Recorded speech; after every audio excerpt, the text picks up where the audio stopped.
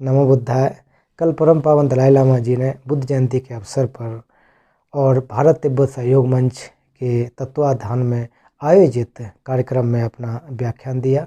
परम पावन जी का व्याख्यान लगभग कुल मिलाकर के 35-36 मिनट का है। तो उन्होंने तिब्बती में अपना व्याख्यान दिया और मैंने हिंदी में उसका अनुवाद किया। तो वो तिब्बती और हिंदी दोनों मिक्स है। एक वीडियो में अगर देखें दोनों उसमें आए हैं। आप लोगों ने हालांकि वीडियो देखा होगा, कल ही अपलोड हो चुका था, लेकिन आज मैं इसको अपलोड करने की कोशिश इसलिए कर रहा हूँ कि इसको मैंने केवल और केवल जो हिंदी का पार्ट है, जो मैं अनुवाद कर रहा था, उस पार्ट को ही रखा है। तिब्बती पार्ट को हटा दिया इन द सेंस केवल हिंदी, उसमें से हमने हिंदी पार्ट को निकाल करके एक छोटा सा वीडियो बनाने की कोशिश की है कि जिससे कि जो इस चैनल में हिंदी को केवल समझते हैं, तिब्बती भाषा को नहीं समझ रहे, तो उनके लिए लाभदायक हो सकता है। इस उद्देश्य से मैंने उस हिंदी के पार्ट को ये रखा हुआ है।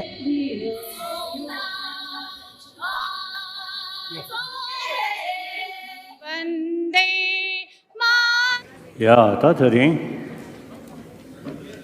एने धर्मशाला नाते संजो जने तत्व से तत्तिनेरु छाछ तेरियारे। आज यहाँ पर आप यहाँ उपस्थित हैं। यह स्थान परम पावन दलाई लामा जी का स्थान है। इसे भारत के प्रथम प्रधानमंत्री पंडित जवाहरलाल नेहरू जी ने निश्चय किया था कि आपका जो स्थायी निवास स्थान धर्मशाला जिला कांगड़ा में होगा। तब से लेकर के निरंतर ये मेरा स्थान है, तब से लेकर के मैं यहाँ पर रह रहा हूँ। हम सभी लोग अगर देखें तो हम सभी तिब्बती लोग भारत में विभिन्न स्थानों पर रह रहे हैं और भारत में रह कर के हमें पूर्ण स्वतंत्रता प्राप्त हुई है। चाहे हमें रहने की स्वतंत्रता हो, चाहे धर्म का अभ्यास करने की स्वतंत्रता हो, हमें हर तरह से स्वतंत्रता प्राप्त हुई है। इसके अलावा भारत एक सर्वधर्म समभाव वाला देश है। यहाँ सभी धर्मों के लोग सामंजस्य के साथ रहते हैं। उनके साथ रहते हुए किसी भी प्रकार की कोई कष्ट या परेशानी का सामना नहीं करना पड़ा है। जहाँ तक हम तिब्बत की परंपरा की बात करें तो तिब्बत की परंपरा भारत की परंपरा है, भारत से गई हुई तिब्बत की परंपरा है। और प्रमुख रूप से जहाँ बौद्ध दर्शन की अगर बात करें तो भारत से गया हुआ बौद्ध दर्शन भारत का बौद्ध दर्शन है और हम सभी लोग उसको पढ़ते हैं। तो हमारे तिब्बती ग्रंथों में जब हम पढ़ें तो सबसे पहले ग्यागरकेतु अर्थात भारतीय भाषा से, तो किस ग्रंथ का अनुवाद किस भाषा से हुआ है, सबसे पहले उसमें जिक्र होता है। तो सभी ग्रंथों में भारतीय भाषा से कहा गया है, इस प्रकार का जिक्र मिलता है। तो हम तिब्बती लोग भारतीयों के बहुत ज़्यादा शुक्रगुजार हैं कि तब से लेकर के अभी तक हम आपकी इस परंपरा को, भारतीय बौद्ध परंपरा को निश्चित रूप से लेकर के चल रहे हैं। तिब्बत अपने आप में एक देश था, बहुत प्राचीन देश था। वहाँ की अपनी बोली थी, अपनी भाषा थी, लेकिन लिखित रूप से कोई अपनी एक लिपि नहीं थी। तो उसके बाद भारत की लिपि को उधार मानते हुए तिब्बत की लिपि बनाई, उसके स्वर और व्यंजन की स्थापना की गई, उनका निर्माण किया गया। और फिर उस समय राजा सोंगसन गाम्पो के समय में भी चीन से बहुत सारे जो धर्म के लोग और अन्य लोग भी तिब्बत में पधारे थे। गुरु लोग कहा जाए, जो आचार्य इत्यादि लोग चीन से तिब्बत में बहुत सारे पधारे हुए थे।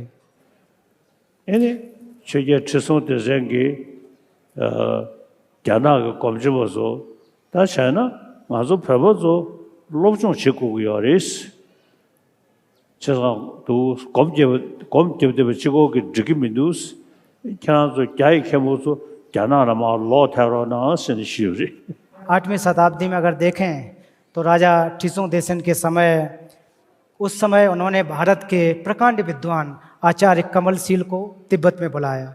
और उसी समय चीन से भी जो प्रमुख ध्यान के माध्यम से धर्म का अभ्यास करने वाले गुरु थे, आचार्य थे, वो चीन से तिब्बत में आए। तो राजा ने फिर दोनों पक्ष को, एक तरफ भारतीय विद्वान कमलशील और उनके शिष्य एक तरफ बैठे और दूसरी तरफ चीन से आए हुए जो कि सिर्फ और सिर्फ ध्यान पर ज़्यादा जोर देते थे, ध्यान देते थे, उनको बैठाया और दोनों के साथ शास्त्रार्थ किया, डिबेट किया, दोनों की बात को सुना। तो उन्होंने फिर आचार्य कमलशील जी ने कहा कि हम लोग जो भारतीय लोग हैं, जो भारतीय परंपरा के लोग हैं, वो मार्ग, आधार और फल इन तीनों की व्यवस्था के आधार पर धर्म का अभ्यास करते हैं। जबकि चीनी जो विद्वान थे उनका मानना था कि केवल और केवल ध्यान करके ही बुद्धत्व की प्राप्ति की जा सकती है, निर्माण की प्राप्ति की जा सकती है, ऐसा उनका विचार था। फिर आचार्य माफ़ कीजिए राजा ठिसुंग ने चीनी विद्वान से कहा, बहुत ही सम्मानपूर्वक कहा कि हम तिब्बती लोगों को ध्यान के साथ साथ अध्यात्म की भी आवश्यकता है, ग्रंथों को पढ़ने की आवश्यकता है। इसलिए हमें जो भारतीय भाषा से अनुवादित ग्रंथ हैं उनकी पढ़ने की आवश्यकता है। और बहुत ही सम्मानपूर्वक उन भिक्षुओं से कहा जो चीन से आए हुए थे, हाथ जोड़ करके कहा कि आप लोग जा सकते हैं, हमें भारत की जो कमलशील और उनके शिष्यों द्वारा बताई गई जो व्यवस्था है उसको हम पालन करेंगे। इस प्रकार का तिब्बत में एक उदाहरण देखने को मिलता है कि किस प्रकार से चीनी विद्वानों को मना करके प्रत्यक्ष रूप से भारतीय जो विद्वान थे उनके द्वारा ज्ञान को तिब्बत के राजाओं ने, वहाँ की जनता ने स्वीकार किया। फिर उसके बाद 8वीं शताब्दी में फिर देखें कि नालंदा के उस समय के एबोट प्रकांड विद्वान आचार्य शांतरक्षित जी को तिब्बत में आमंत्रित किया जाता है। तो उस समय आचार्य शांतरक्षित जी ने तिब्बत के राजा से कहा, विद्वानों से कहा कि आपको भारतीय भाषा, चीनी भाषा या अन्य भाषाओं को पढ़ने की आवश्यकता नहीं है। उस भाषा को न पढ़ के आप अपनी भाषा में अगर अनुवाद कर सकें, क्योंकि आपके पास अपनी तिब्बती भाषा है, आपकी लिपि है, लिखने के विधि है, तो आपको अपनी भाषा में अनुवाद कर लेना चाहिए। तो इसलिए 8वीं शताब्दी से आचार्य शांतरक्षित के बाद तिब्बत में जो अनुवाद का कार्य है, बहुत ही बृहद रूप से अनुवाद का कार्य प्रारंभ हुआ। आज हम देखें तो जो अनुवादित ग्रंथ हैं, भगवान बुद्ध के वचन प्रत्यक्ष रूप से जिनको सूत्र कहें, तो उनकी भारतीय भाषा से और पाली भाषा से, संस्कृत और पाली दोनों अगर कहें, तो उनकी सूत्रों की संख्या अर्थात काग्युर की संख्या कोई 100 के आसपास है। और जो भारतीय विद्वानों के द्वारा टीकाएँ की गई हैं उनकी संख्या 200 से अधिक है। तो इस प्रकार से हम दोनों को देखें कि 300 से अधिक पोथियाँ अनुवाद की गई, सूत्र और शास्त्र दोनों की संख्या जो है 300 से अधिक है। और इसका जो अनुवाद मूल रूप से संस्कृत से किया गया था और कुछ एक ग्रंथों का पाली से भी किया गया था। तो आज हम देखें कि अपनी तिब्बती भाषा में बौद्ध धर्म की जितनी भी व्यवस्था है, सूत्र और शास्त्र संपूर्ण रूप से व्याप्त है, अच्छी तरह से विधिवत तरीके से तिब्बती भाषा में उपस्थित है। मैं एक बौद्ध भिक्षु हूँ और मैंने अब तक जितना भी अध्ययन किया है इस परंपरा के माध्यम से किया है और अलग अलग जगह पर जाकर के अलग अलग लोगों से मिलने का अवसर प्राप्त हुआ है। तो मैं हमेशा यही कहता हूँ कि हमें अध्ययन करना चाहिए। जो बुद्ध के वचन हैं, जो सूत्र और शास्त्र हैं, उनका हमें अधिक से अधिक अध्ययन करना चाहिए, उनको शब्द से नहीं मान लेना चाहिए। क्योंकि तथागत बुद्ध ने खुद कहा है कि मेरे द्वारा जो बताए गए धर्म हैं, जो मार्ग हैं, उसको अभ्यास करने की आवश्यकता है, ना कि आपको केवल और केवल उसको श्रद्धा बस मानने की आवश्यकता है। इसलिए हम सभी आप लोगों से कहता हूँ कि जो हमारे सूत्र और शास्त्र हैं, जो अनुवादित ग्रंथ हैं, मैं अपने तिब्बती भाई बहनों से भी कहता हूँ कि 300 से अधिक जो ग्रंथ हैं उनको अध्ययन करना चाहिए, शब्द से नहीं मानना चाहिए। और फिर परम पावन जी कह रहे हैं कि शब्द से न मान करके तिब्बती में ख्यापा माचुंग जो कहा जाता है कि ऐसा नहीं है कि जो आप कह रहे हैं वैसा ही है, ऐसा नहीं है। आप बड़े सम्मान पूर्वक जो आपके सामने शास्त्रार्थ कर रहा है, जो अपने पक्ष को रख रहा है, तो भले आप उस पक्ष से सहमत न हो तो बड़ी अच्छे सम्मान के साथ आप कह सकते हैं कि मैं आपके पक्ष से, आप जो एक कोट कर रहे हैं उससे मैं सहमत नहीं हूँ। बड़े सम्मान के साथ आप उसको मना कर सकते हैं, क्योंकि तथागत बुद्ध ने परीक्षण करने के लिए कहा है, तर्क वितर्क करने के लिए कहा है, तो आप लोगों को वो करना चाहिए। तो मैंने भी बचपन से जो बौद्ध ग्रंथ हैं, जो सुदूढ़ा से लेकर के अंत तक जो पढ़ाई के माध्यम है, उनको मैंने पूरा पढ़ा, कंठस्थ किया, याद किया, शास्त्रार्थ किया। तो मेरे भी जो अध्ययन की व्यवस्था है वो विधिवत रूप से हुई है। मैंने भी उसमें समय गुजारा है और आज भी जब समय मुझे मिलता है उसका अध्ययन करता हूँ। क्योंकि ये जो व्यवस्था है जो भगवान बुद्ध के दर्शन की बहुत ज़्यादा गंभीर है, इसके जो सिद्धांत हैं बहुत ज़्यादा गंभीर हैं, उनको पढ़ कर के तभी जा कर के सीखा जा सकता है। और मैं विश्व के बहुत सारे विद्वानों से मिला, बौद्ध परंपरा के विद्वानों से, इसके अलावा बौद्धेतर परंपरा, उनसे भी मुझे मिलने का अवसर प्राप्त हुआ है। और इसके अलावा पिछले कई दशकों से मैं वैज्ञानिकों से मिल रहा हूँ, और ख़ास करके जो मनोविज्ञान के वैज्ञानिक हैं, जो भौतिकी के वैज्ञानिक हैं, उनसे मुझे मिलने का अवसर प्राप्त हुआ और उनके साथ साथ संवाद करने का भी अवसर प्राप्त हुआ। और आज मैं देखता हूँ कि बहुत सारे जो वैज्ञानिक हैं, उनकी भी रुचि जो भगवान बुद्ध के द्वारा बताई गई जो मनोविज्ञान की व्यवस्था है, उसमें बहुत ज़्यादा रुचि वो दिखा रहे हैं, ऐसा मैं आपसे कह सकता हूँ। और मैं बार बार जब भी यही कहता हूँ कि मैं अभी इस अवस्था में हूँ, इस वृद्ध अवस्था में हूँ, फिर भी मैं निरंतर कोशिश करता हूँ कि उन ग्रंथों का बार बार अध्ययन किया जा सके, उनका स्मरण किया जा सके। और आप लोगों से भी यही कहना चाहूँगा कि उनका ज़्यादा से ज़्यादा अध्ययन करें, कि जो चीज़ें जो मैंने बचपन में जिनका मैंने अध्ययन किया था, आज मेरे लिए बहुत ज़्यादा लाभदायक है, मेरे जीवन के लिए बहुत ज़्यादा हितकर हैं। तो आप सभी से मैं अनुरोध करता हूँ, आपका आह्वान करता हूँ कि आप भी इस मार्ग, फल और जो आधार है बौद्ध दर्शन की तीनों परंपरा को अच्छी तरह से सोचने, सीखने की, समझने की कोशिश करें। जैसा कि मैंने पूर्व में कहा कि परीक्षण करना चाहिए, बुद्ध ने कहा कि आप परीक्षण करो, आप उसको मानो मत। तो इसलिए हमारे तिब्बत में भी यही लोग मानते हैं कि बौद्ध दर्शन जो है उसको हमें ज़्यादा से ज़्यादा परीक्षण करना चाहिए, ज़्यादा से ज़्यादा शास्त्रार्थ करना चाहिए, मान लेना नहीं चाहिए। जैसा कि पूर्व में भी कहा कि किसी की बात को या कोई विद्वान अगर कह रहा है तो उसको आप शब्द से मान लो, ऐसा बिल्कुल भी नहीं है। आपको समझना चाहिए कि कोई अगर विद्वान अपनी बात को रख रहा है, अगर आपके चित्त पर, आपके मन पर वो खरी नहीं उतरती है, तो उसे नकारने में कोई बुराई नहीं है।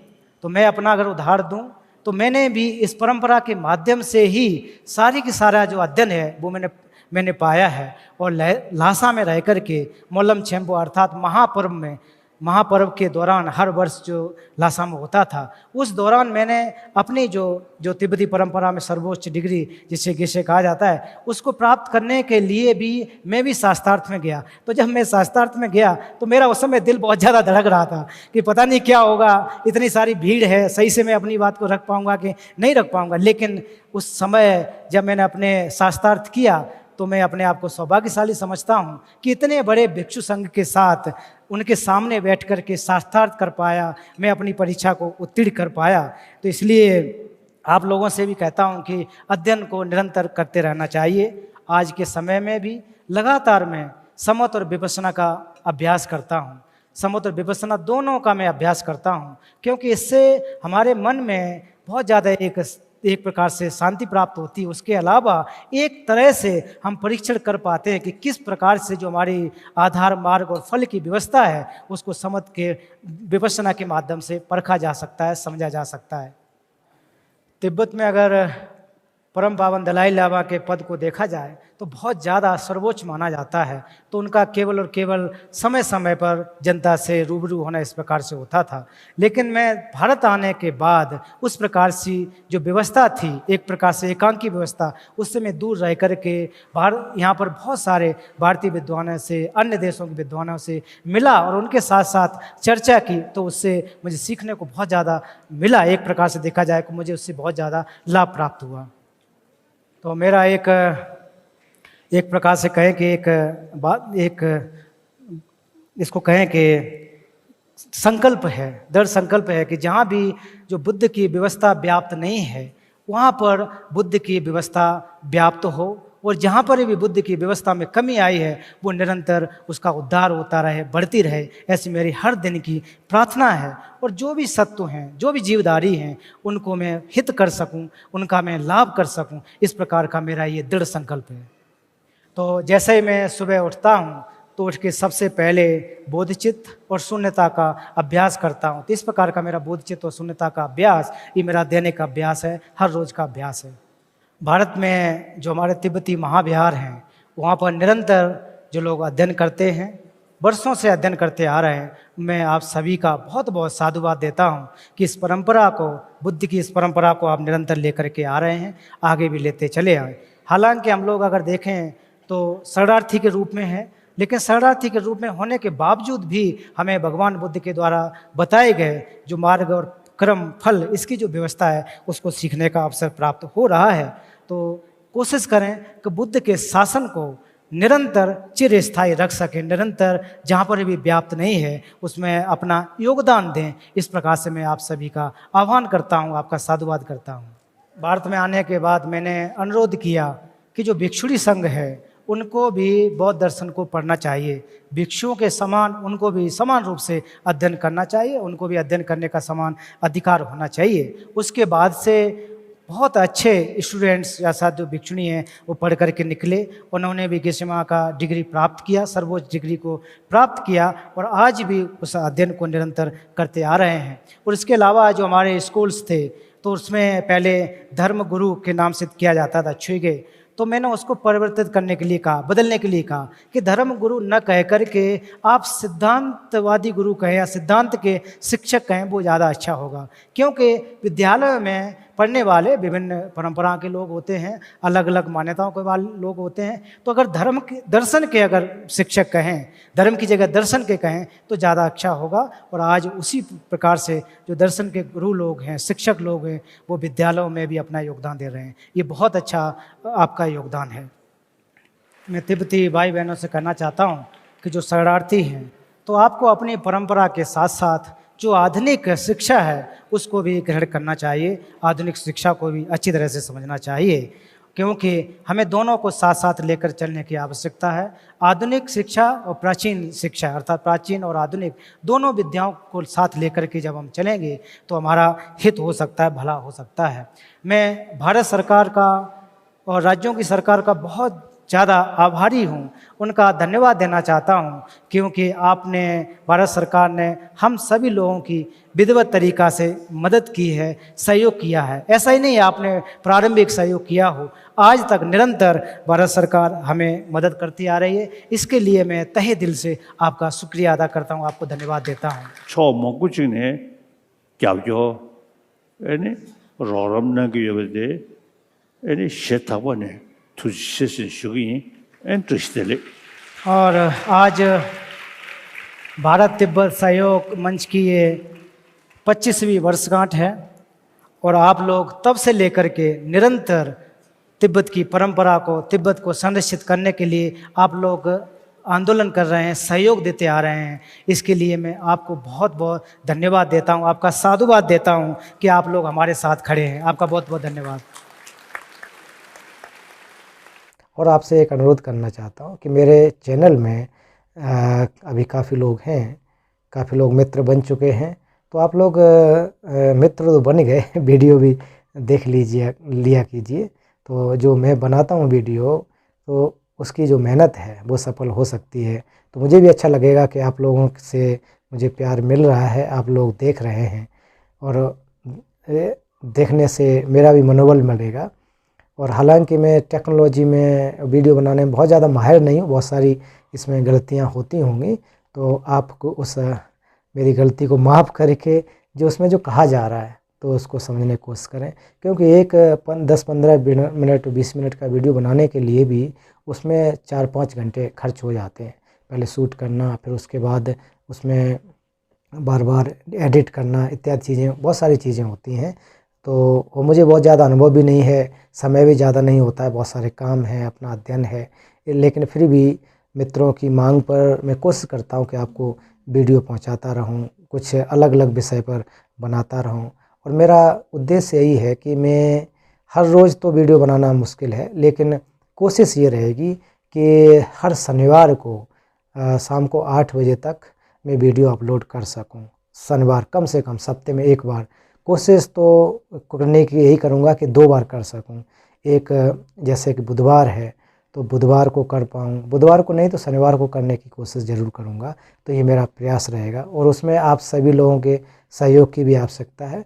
आप जो कमेंट बॉक्स हैं उसमें बता सकते हैं कि यहाँ पर ये कमी है, आपको और ऐसे करना चाहिए। अलग से मुझे मैसेज करके भी अगर बता देंगे तो सुधार करने का अवसर प्राप्त होगा और मैं सुधार करने की कोशिश करूँगा। मैं जो अभी ये चैनल जो बनाया उसका उद्देश्य ये बिल्कुल नहीं है कि मुझे बहुत ज़्यादा प्रसिद्धि मिल जाए या फिर मुझे कुछ लाभ हो जाए, ऐसा नहीं है। कोशिश है, अगर मैंने परम पावन जी से सीखा है, अन्य गुरुओं के माध्यम से सीखा है, तो हमारे भाई बहन जो सुनना चाहते हैं, सीखना चाहते हैं, तो मेरे माध्यम से उनका अगर लाभ हो सके तो मुझे खुशी होगी, मुझे भी एक प्रकार से पुण्य की प्राप्ति होगी। इस उद्देश्य से मैं ये कार्य कर रहा हूँ, आप लोगों के सामने वीडियो लाने की, समय समय पर अलग अलग विषय पर लाने की कोशिश करता हूँ। तो आप लोग देखिए और निश्चित रूप से आप ये ज़रूर कहूँगा कि देखा कीजिए, क्योंकि कोई भी जो इस प्रकार के वीडियो बनाता, मेहनत लगती है उसमें, तो उसके मेहनत का एक एप्रिसिएशन होना चाहिए। उसके वो जो इनाम कहते हैं ना मेहनत का, वो इनाम क्या है कि आप लोग देखेंगे, अगर उसको पसंद करते हैं और कुछ कहते हैं तो निश्चित रूप से एक मनोबल जैसा बढ़ जाता है, और इसलिए मैं बना रहा हूँ। और हमारे बहुत सारे इस ग्रुप में तिब्बती भाई बहन भी हैं, तो वो सोचते होंगे मैं तिब्बती में नहीं बोलता हूँ, हिंदी में ही बनाता हूँ। तो हिंदी में बनाने का मेरा मकसद ये है कि प्रमुख रूप से मेनली जो हमारे जो सुनने वाले हैं, वो इसमें बहुत सारे इंडियंस हैं सुनने वाले, हालांकि तिब्बतन इस ग्रुप में ज़्यादा होंगे, लेकिन ये है कि धीरे धीरे जो हमारे भारतीय लोग हैं, जो तिब्बती भाषा को नहीं जानते हैं, जो अंग्रेजी भी नहीं जानते हैं, तो उन लोगों को लाभ हो सके। अगर कोई धर्म से हट कर के कोई इन्फॉर्मेशन या अलग तरह का कोई वीडियो होगा तो निश्चित रूप से मैं उसको तिब्बती में भी बनाऊंगा। तो आप लोग धीरज रखिए, इसी को समझने की कोशिश करिए। नमो बुद्धाय।